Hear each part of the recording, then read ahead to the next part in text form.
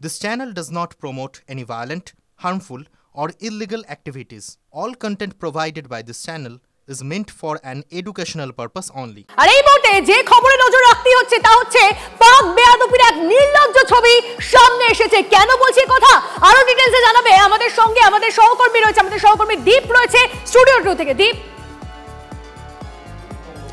দেখো আজকে দুপুরে সুপার প্রাইম টাইমে টিভি 9 বাংলা এমন ছবি দেখাবে যে ছবি এর আগে কোন চ্যানেল দেখাতে পারেনি। পাকিস্তান কতটা বেয়াদব, তাদের বেয়াদবি কতটা সীমাহীন, আজ সেটাই দেখাবো আপনাদের। পিওকেতে আবার জঙ্গিদের জন্য বাংকার তৈরি করছে ইসলামাবাদ।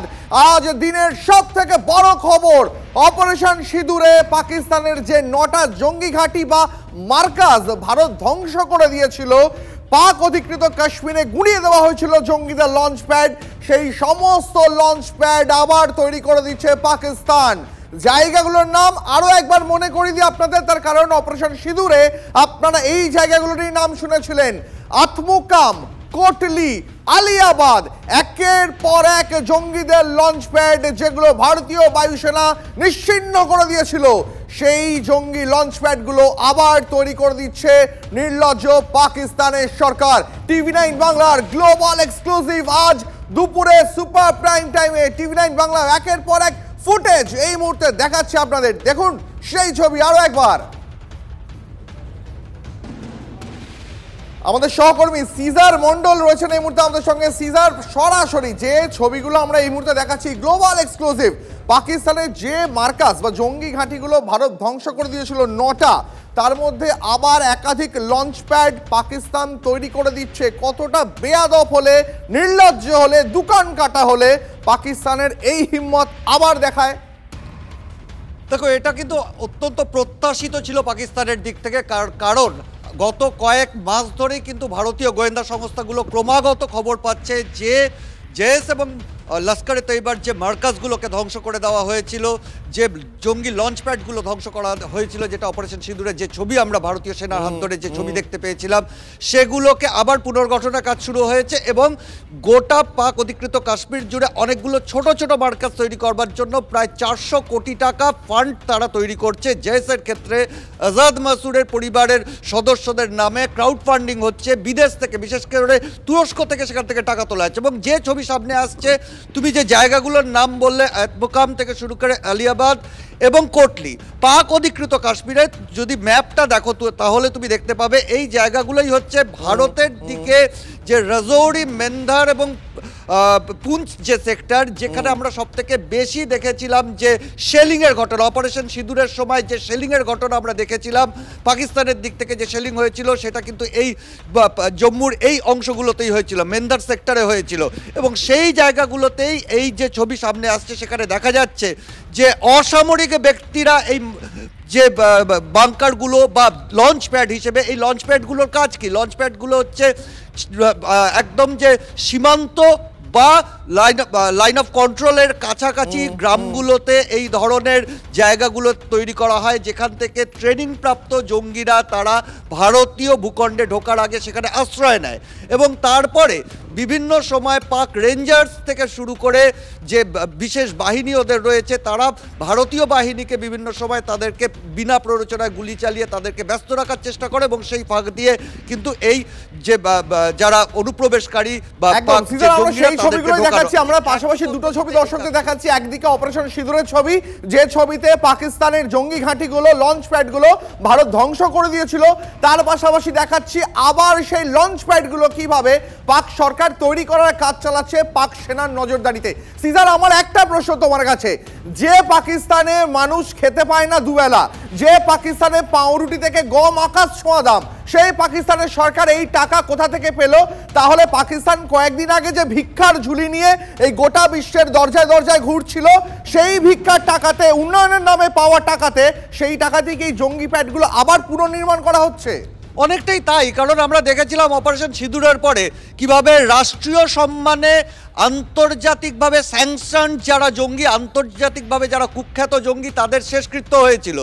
এর পরবর্তীতে যে আন্তর্জাতিক ফান্ড যেগুলো এসছে, পাকিস্তান বিভিন্ন সময় গত 7 দশকে সেই ফান্ডকেই কিন্তু ডাইভার্ট করে এই জঙ্গি কার্যকলাপে সেগুলোকে ব্যবহার করেছে। এবং এখনও ক্রাউড ফান্ডিংয়ের পাশাপাশি সরাসরি যে পাকিস্তান সেনা এবং পাকিস্তান সরকারের মদতে এই লঞ্চ প্যাডগুলো তৈরি হচ্ছে সেটাও কিন্তু এই ছবি থেকে একদমই স্পষ্ট। এবং সেখান থেকেই প্রশ্ন ওঠে যে আন্তর্জাতিক মহল বিভিন্ন সময় পাকিস্তানকে আন্তর্জাতিক যে ফান্ডিং দেওয়া, সেই ফান্ডিং দেওয়ার ক্ষেত্রে নিষেধাজ্ঞা জারি করার কথা বলেছিল, কিন্তু তারপরেও কিন্তু সেই বিশাল পরিমাণ তারা লোন পাচ্ছে, তারা আন্তর্জাতিক ফান্ড পাচ্ছে, এবং সেই ফান্ড যে ঘুরপথে ব্যবহার করা হচ্ছে জঙ্গি কার্যকলাপে তার একদম ধন্যবাদ তোমাকে, অনেক ধন্যবাদ।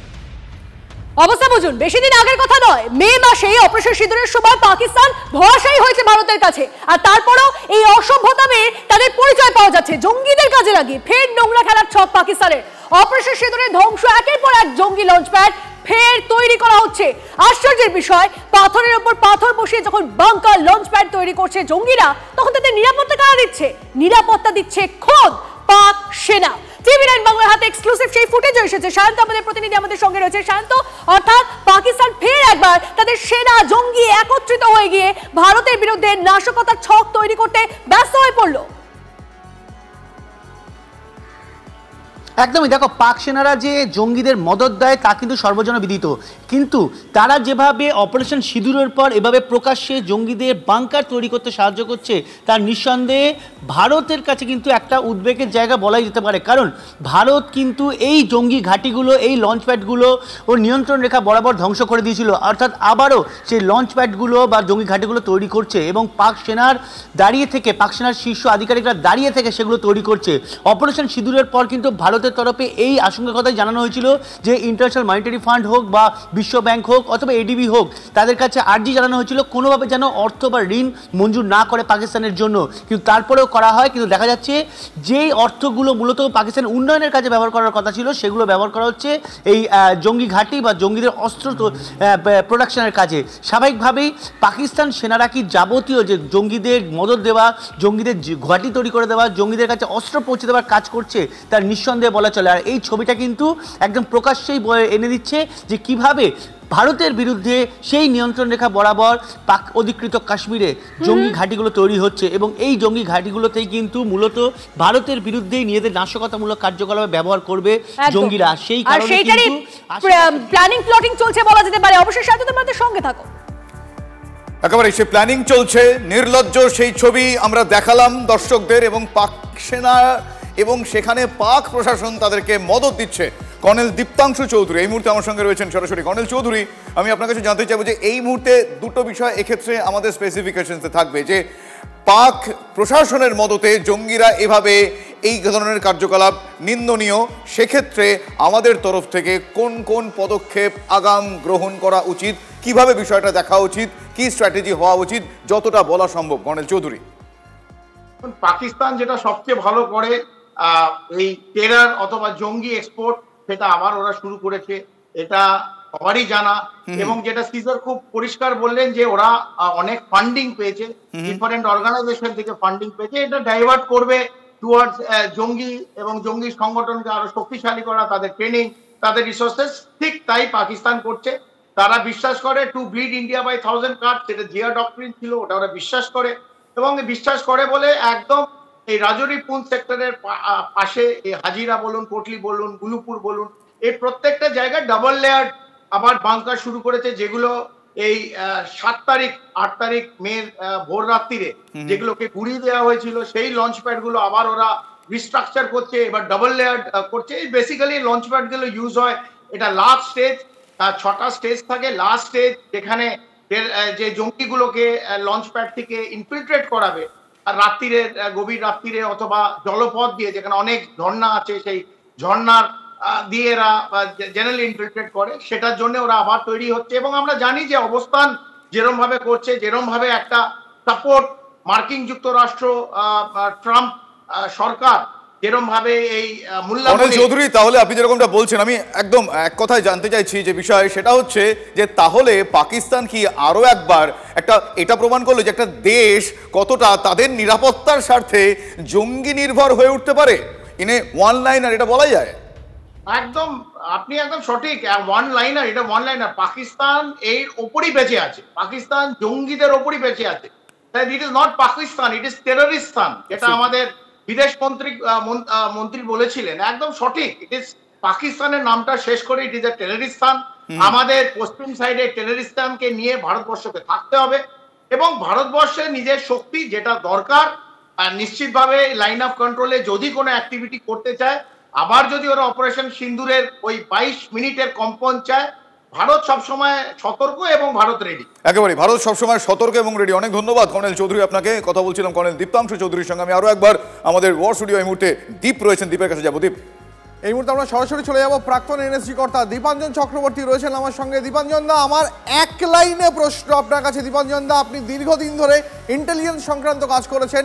আমরা যে ভিডিও দেখাচ্ছি অপারেশন সিঁদুরের সময় জঙ্গি ঘাঁটিগুলো গুঁড়িয়ে দেওয়ার ভিডিও, পাশাপাশি দেখাচ্ছি নতুন করে আবার সেই জঙ্গি ঘাঁটিগুলো পাক সেনাবাহিনীর সামনে তাদের পাহারায় তৈরি করা হচ্ছে। নিশ্চয়ই ভারতীয় সেনার কাছেও এই খবর রয়েছে, এই ছবি রয়েছে।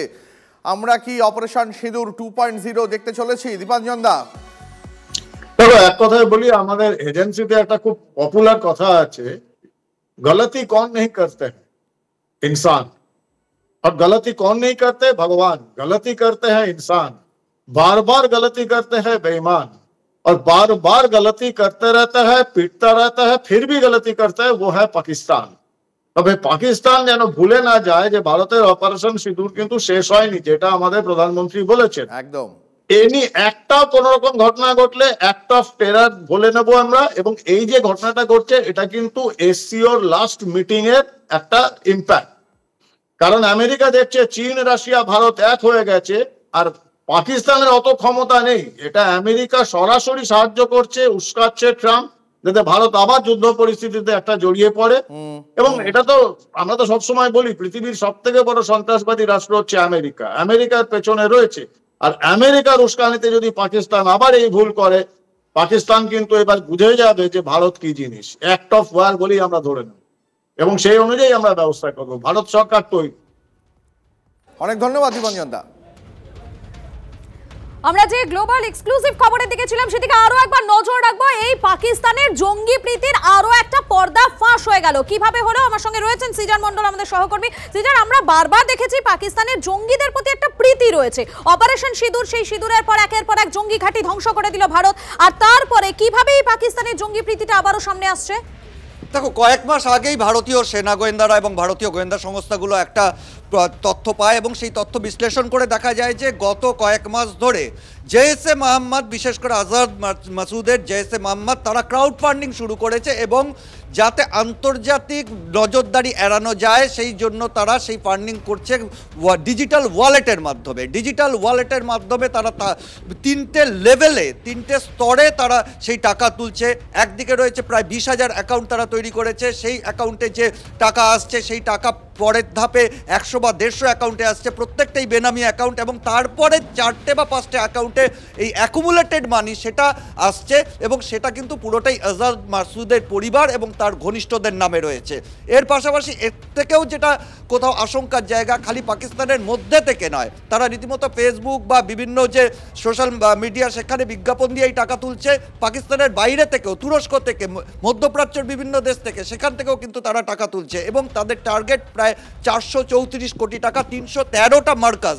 অর্থাৎ এবার আর বড় মার্কাজ, সুবহানাল্লাহর মতো বড় মার্কাজ নয়, দেশের বিভিন্ন প্রান্তে, বিশেষ করে পাঞ্জাব এবং পাক অধিকৃত কাশ্মীরের বিভিন্ন প্রান্তে ছোট ছোট মার্কাজ, ছোট ছোট লঞ্চিং প্যাড, টেরার ফেসিলিটি তারা তৈরি করার পরিকল্পনা করেছে। অর্থাৎ বোঝাই যাচ্ছে আরো একবার তারা কিন্তু এই পরিকল্পনাটা করছে, কেননা এই যে পাকিস্তানের জঙ্গি প্রীতির একের পর এক পর্দা ফাঁস হচ্ছে। পেহেলগাঁওয়ে জঙ্গি হামলার জবাব দিতে 7ই মে ভারতের অপারেশন সিঁদুর গুড়িয়ে দেওয়া হয় একের পর এক বড় সড় জঙ্গি ট্রেনিং সেন্টার, খতম করা হয় 100-র বেশি জঙ্গি। গোয়েন্দাদের দাবি এবারে স্ট্র্যাটেজি পাল্টে তারা সুবহানাল্লাহর মতো বড় মার্কাজ তৈরি করতে চাইছে না। জেইশ নজর এড়াতে ছোট ছোট সংখ্যায় তারা তৈরি করতে চাইছে জঙ্গি ট্রেনিং সেন্টার।